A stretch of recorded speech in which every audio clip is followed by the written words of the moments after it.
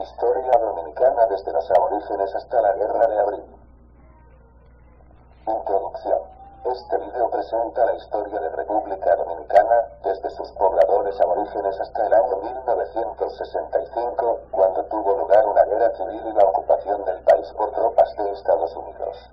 El video es una narración escrita por Luis López. Dicha narración consta de 2 tomos. República Dominicana es un país del continente americano ubicado en el archipiélago de las Antillas, que se dividen en mayores y menores. Pertenece a las Antillas Mayores, junto con Cuba, Haití, Jamaica y Puerto Rico. República Dominicana está ubicada en una isla que comparte con Haití. La extensión territorial es de 48,730 kilómetros cuadrados, solo superada en el Caribe por la isla de Cuba.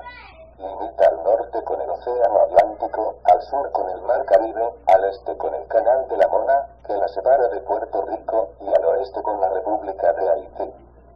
La población dominicana en el año 2009 es de 9,7 millones de personas, en su mayoría mulatas, o sea, mezcla de personas negras y blancas, 67%. La población negra es cerca del 30% del total y la blanca representa un 3%. El idioma oficial del país es el español. República Dominicana se divide en 32 provincias, un distrito y 185 municipios. Su capital es Santo Domingo. Su sistema de gobierno es de democracia representativa, con 3 poderes: ejecutivo, legislativo y judicial. El poder legislativo tiene 2 cámaras, la de diputados y la de senadores. Capítulo 1. La población aborigen. Origen de la población en las Antillas. Hace unos 18.000 años se dio en las Antillas un fenómeno natural llamado glaciación, que consistió en el aumento de la masa de hielo y la disminución del nivel del mar. Eso permitió que aumentara el tamaño de las islas del Caribe y que aparecieran otras que estaban sumergidas. A partir de ese hecho, comenzaron a llegar los primeros seres humanos a las Antillas, provenientes de Venezuela, en América del Sur, Honduras, en América Central y Florida, en América del Norte. La presencia humana más antigua en las Antillas se dio en Cuba, al menos 4.000 años antes de Cristo. El hallazgo más antiguo en territorio dominicano es el de Mordán, provincia de Azua, de 2.600 años antes de Cristo. A lo largo de muchos años fueron llegando a las Antillas grupos humanos de diferentes lugares del continente americano. Los 3 primeros que llegaron se diferenciaban por las materias primas que utilizaban para producir y por la forma de trabajar. Esos grupos fueron los líticos, que se dedicaban a tallar piedras duras; los pétreos, que empleaban piedra pulida; los concheros, que elaboraban muchos instrumentos de trabajo a partir de caracoles. Hasta el año 3000 a.C., quienes poblaban las Antillas eran los líticos, que se dedicaban a cazar animales y a recolectar especies en las zonas costeras. Para trabajar hacían cuchillos, hachas y raspadores. Luego llegaron los pétreos, quienes usaban mejores instrumentos de trabajo, como las dagas, martillos y hachas, y producían más bienes que los líticos. También se dedicaban a la recolección, la pesca y la caza de animales, como la utía, la iguana y otros. Este agrupamiento fue más numeroso que el de los líticos, pues al producir más pudo asentarse mejor. El tercer grupo, los concheros, cuya fecha de llegada no está bien establecida, se relacionaba con las zonas costeras y se dedicaba principalmente a crear instrumentos de conchas, como los picos, raspadores, gubias y otros. Este grupo no tiene mucha presencia en lo que hoy es la República Dominicana. Desde el año 2000 a.C. los 3 grupos comenzaron a mezclarse. Aumentaron la población, los asentamientos y la cantidad de bienes. Siglos después se inició la producción de objetos de cerámica y el cultivo de la tierra, aunque de forma limitada, pues prevalecían la recolección, la caza y la pesca. Llegada de los arahuacos en el siglo I a.C. comenzaron a llegar a las Antillas agricultores provenientes de América del Sur llamados arahuacos, los cuales fueron desplazando a sus antecesores. Estos agricultores llegaron a Santo Domingo desde Puerto Rico en el siglo I después de Cristo. Los primeros núcleos se distinguían por producir cerámica pintada llamada salagoide. Practicaban la llamada agricultura de roza, que consistía en la quema y tala de bosques y el uso de la tierra durante pocos años. Su principal alimento era la yuca amarga, con la cual hacían casabe. Con el tiempo, los arahuacos fueron cambiando su estilo cerámico hasta la época en que llegó a su madurez la cultura taína. Experimentaron cambios en la economía, la organización de las tribus y las manifestaciones religiosas. La producción aumentó y se generó un excedente que permitió la formación de caciques o jefes aldeanos y artículos ceremoniales y suntuarios. Cultivaban yuca amarga, yuca dulce, patatas, yautía, maíz, frijoles, auyama, tabaco, algodón y otros productos. Jerarquía social. Pocos siglos antes de la llegada de los españoles, que se dio en 1492, las comunidades aborígenes habían desarrollado el siguiente sistema de jerarquía social.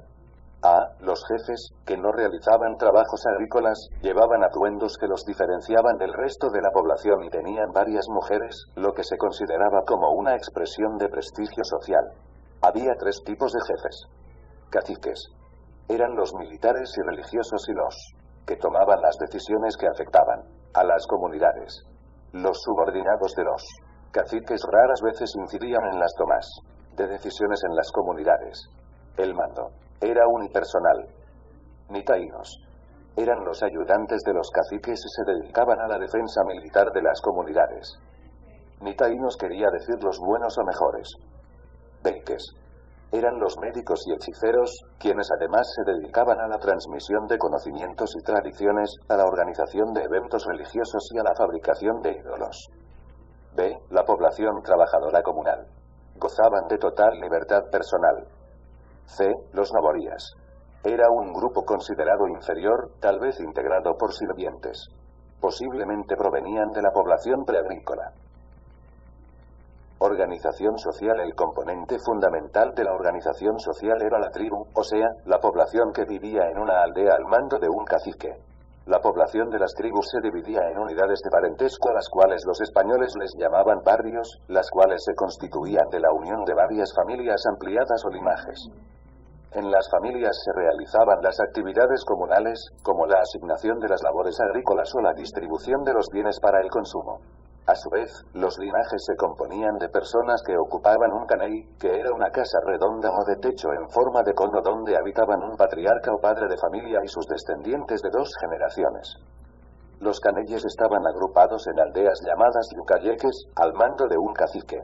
Las aldeas más grandes podían tener hasta 200 viviendas y estaban situadas cerca de los ríos o de cualquier otra fuente de agua dulce. Las casas de las aldeas estaban alrededor de una plaza donde se hacían actividades comunales. Las plazas contaban con un batey dedicado al juego de pelota, principal actividad recreativa. Y frente al batey había un muelle donde vivía el cacique. Según fuera el tamaño de las aldeas, así era la jerarquía de los caciques. Los de aldeas pequeñas o medianas vivían casi igual que el resto de la comunidad. Los de aldeas grandes lucían coronas de oro y otros lujos. También se consideraban grandes caciques a aquellos que dirigían a varias tribus integradas, las cuales formaban un cacicazgo. Los caciques inferiores obedecían a los superiores, sobre todo porque la defensa de las comunidades dependía de los más fuertes. Los inferiores pagaban un tributo y se enrolaban en campañas militares si lo decidía el superior. Para finales del siglo XVI, en la isla había varios cacicazgos. El más grande era el de Saragua, dirigido por Boechío y donde había alrededor de 80 caciques. El segundo en importancia era el de Magua, dirigido por Gualionex. Otros cacicazgos importantes eran el de Maguana, dirigido por Caonago, y el de Marién, dirigido por Guacanagal. Los taínos no eran dados a la guerra. En las fiestas se cantaban y bailaban poemas llamados areitos y se resaltaban los vínculos de amistad entre las tribus. Había una mentalidad colectivista, alejada del egoísmo y del sentido de propiedad y codicia, que evitaba el atesoramiento de riquezas. La influencia o expansión de los caciques se debía sobre todo a su prestigio entre las tribus vecinas. Y el prestigio se debía a la generosidad de los caciques mediante regalos y fiestas, así como a la capacidad productiva de su tribu, la cual se suponía que le permitía influir en los dioses. Por eso, las otras tribus se unían al cacique más fuerte de forma voluntaria, para obtener beneficios. Otros grupos, o etnias, además de los taínos, a finales del siglo XV en la isla de Santo Domingo habitaban los aborígenes macorixes y ciguayos. Los primeros estaban ubicados a lo largo de la costa septentrional, entre Monte Cristi y Nagua, y los segundos vivían alrededor de la bahía de Samará. Los ciguayos se distinguían por su mayor belicosidad, expresada en el uso del arco y la flecha. Ambos grupos tenían idiomas diferentes al de los taínos, pero habían adoptado muchos aspectos culturales de estos, con quienes sostenían vínculos amistosos.